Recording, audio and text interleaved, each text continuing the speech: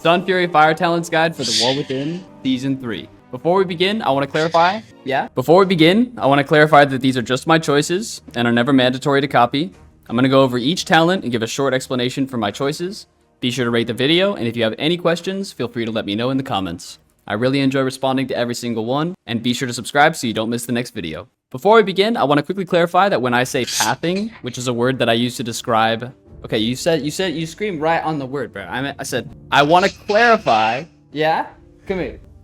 You're in timeout. When I say pathing, which is a word that I use to describe a talent choice that isn't providing a lot of value, but is used to access paths to more valuable talents. And when I say that a talent is useless, that's not entirely true.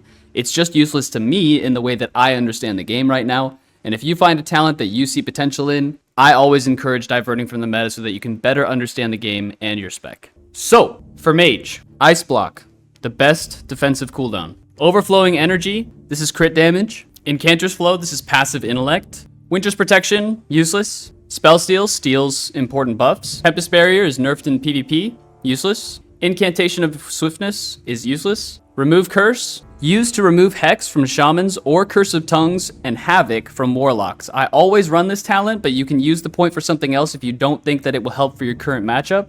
However, it can be difficult for me to remember to slot Remove Curse back in when I need it, so I run it 100% of the time. Are you all done being in timeout now? Come here.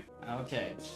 Moving on. Arcane Warding. 4% of spell damage. It can add up to a lot of damage reduction to help you stay alive. Mirror Images. I used to say this was redundant, but I actually find the extra slows and damage reduction to be more useful than other choices. Shifting Power helps you get Combust back faster. Alter Time, second main defensive cooldown. It can be purged. Be careful. Cryo Freeze. Used in Rogue Mage 2v2 arenas. Reduplication, useless. Reabsorption, useless. And the reason why is because your mirrors are never taking direct hit damage. It's usually AoE, cleave, dots, other things of that nature. And, you know, these aren't broken anymore, but they still don't really provide a whole lot of value in terms of just raw self-healing or, you know, a 20% damage wall coming back faster. I don't know. Quick-witted. Counterspell cooldown reduction. Mass Poly. Used with time manipulation to reset the lockout on Poly. And what I mean by that is if you are locked out on Poly, you can press Fire Blast if you have time manipulation, which will reduce the cooldown of your loss of control abilities, and it will reset the lockout, allowing you to cast Polymorph even if you're locked on Arcane. Slow is used for quick peels. Master of Time gives you extra Blink or Shimmer and also reduces the cooldown of Alter Time. Diverted Energy, nerfed in PvP, useless. Ring of Frost, useful to eat kicks on Poly. And Kite Melee, avoid Grounding Totem and freeze health pools if you want to incapacitate the target without healing them with a regular Polymorph. Ice Nova, this is optional extra damage in 2v2. Just remember to go back to Ring of Frost versus Resto Druids.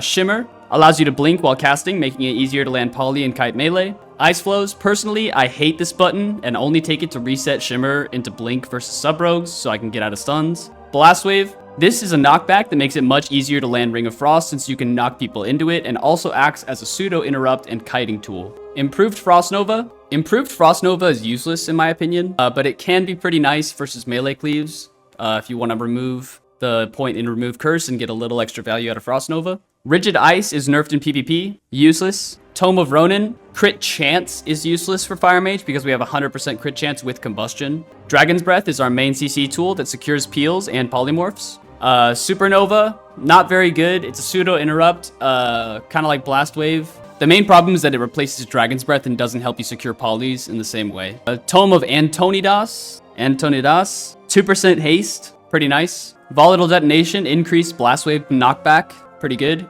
Energized Barriers allows melee to proc Fire Blast charges on your Blazing Barrier. Frigid Winds, this is pretty useless. Flow of Time, Blink CDR. Temporal Velocity, pretty nice, but mainly used for pathing. Ice Ward, useless. Freezing Cold, nerfed in PvP, useless. Time Manipulation makes Fire Blast reduce the cooldown of Mass Poly and Dragon's Breath. Displacement is great for kiting and consistent self-healing. Accumulative Shielding is nerfed in PvP, it's useless. Greater Invisibility, 60% damage reduction for 3 seconds. Barrier Diffusion adds cooldown reduction to Blazing Barrier, it's a must pick for 3s. And Ice Cold, useless PvE talent. Inspired Intellect increases damage. The buff is now more important though, so make sure you have a weak aura reminder for when it gets purged. Mass Invis, only used for 2s versus certain comps. Mass Barrier helps you peel teammates or save yourself from dying. Moving on to the Fire Tree. Fire Blast is your main damage. Firestarter is useful to farm heating ups and guarantee critical strikes on Fireball and Pyroblast. Phoenix Flames is also your main damage. Pyrotechnics, useless since we never spam Fireball enough to benefit from this in Arena. Fervent Flickering, essential to get instant Pyros as quickly as possible. Call of the Sun King, nice 15% damage bonus on Phoenix Flames, but mostly used for pathing. Majesty of the Phoenix, Flame Strike damage, useless. I should probably mention here that Flame Strike builds just don't work in the current patch because Flame Strike will not hit harder than Pyroblast no matter how many modifiers you put on there, even everything in the talent tree plus the PvE talent hitting dead center.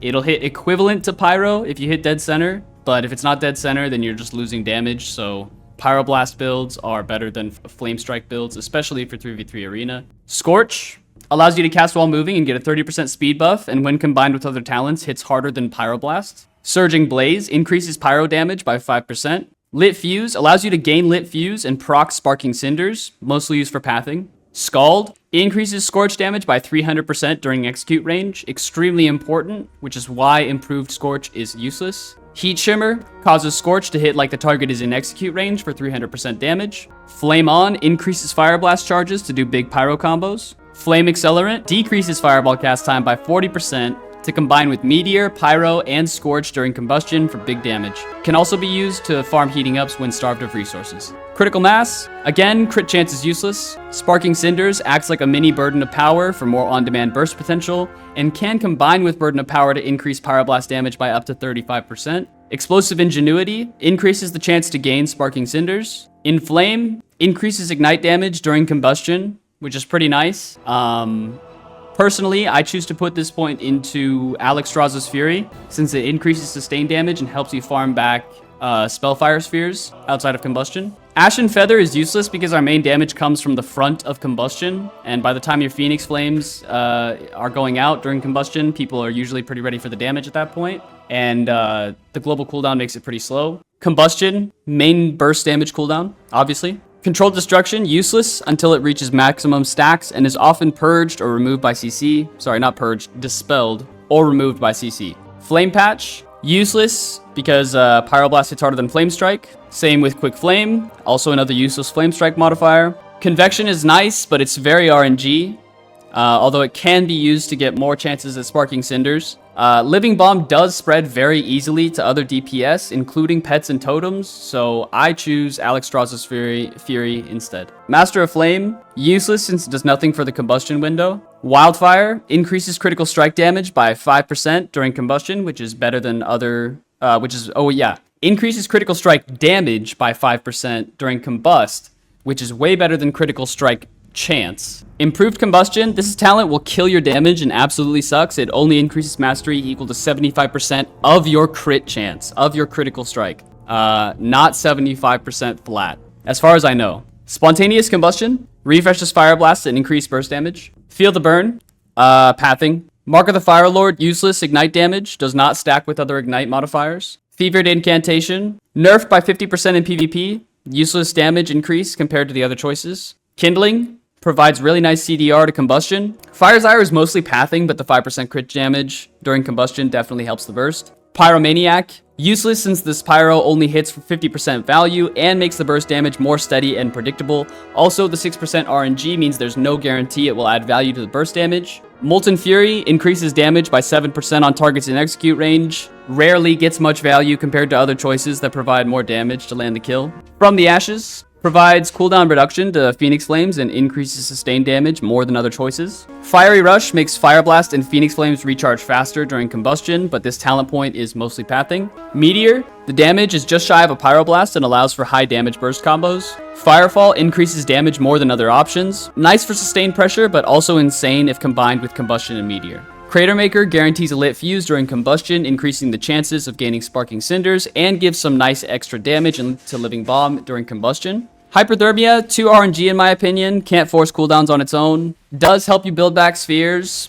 There is an argument to be made about the build. Phoenix Reborn. Even with Ashen Father and all the spell modifiers, the spell can't hit harder than Pyroblast, but it does increase the second half of your combustion if you want a higher increased sustained damage build. Sun King's Blessing. If you choose this instead of Unleashed Inferno, your combustion will do 0 damage. Unleashed Inferno increases damage by 35% in instanced PvP combat. Half as much for Flame Strike though, which is why, again, the Flame Strike build does not work in the current patch. Deep Impact, useless CDR on Meteor because you need to combine Meteor with Combustion, and you only get 1 Meteor off before Combustion comes back, whether you run the talent or not. Blast Zone increases burst damage slightly, which makes it better than other choices that only increase sustain. Also very strong into Beast Mastery Hunters, Demonology Warlocks, and Shamans, since Living Bomb can spread to pets and totems. Sunfury. Spellfire Spheres give you 2% spell power with the 2-set bonus. Mana Cascade. It's passive haste. Invocation Arcane Phoenix summons a Phoenix during combustion that deals big damage. Burden of Power. Every 7th Pyro deals 20% increased damage.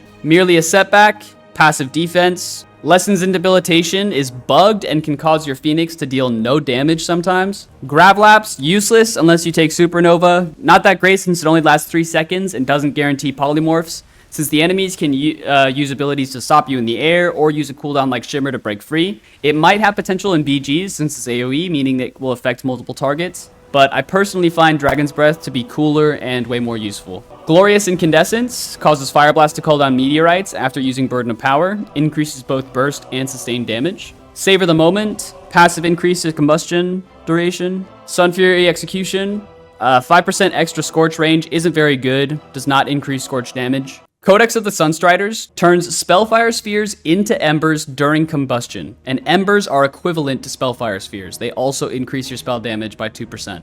So you have the increased damage throughout the entire combustion as your spheres trade into living Embers buffs. Redundancy increases the sphere cap to 5. Ignite the Future is decent increase to sustained damage, but it's up to you if you want more pet damage or if you want the 4% extra damage from extra spheres. I prefer having the extra spheres from Redundancy for more impact on initial burst, since my build is more focused on having the most burst damage in the first few seconds of my combustion. Memory of Alar grants hyperthermia after combustion ends and passively increases haste, and causes each Pyroblast to ramp up in damage by 15% each. This is really nice passive damage out of combustion that helps a lot for hard swaps on defensive cooldowns. As a final note and reward for watching the video all the way to the end, I want to give you all a heads up that 4-set is not worth it. It only gives you increased hyperthermia duration. 4% haste after combust turns into hyperthermia and a little bit of extra time. It doesn't help you get more damage at the top of your combustion when we send Meteor, Fireball, and the Pyroblast combo. In my humble opinion, these benefits are easily outweighed by the raw damage and defense value of simply running with more versatility. The main stat priority I use for Sunfury Fire is Versatility Haste, since 3s is the game mode that I care about the most. However, Haste over Versa does deal slightly more damage, but you definitely want that defense since defense is king in 3s. And yeah, thank you all so much for your support on the channel and my latest Gladiator video. Be sure to check that out if you missed it, and be sure to tune in live at twitch.tv/Tekayama since I have been streaming a lot more often lately. I hope this answers any questions in the meantime while I create my official Sunfury guide for the War Within PvP Season 3, and thank you again for watching. Okay,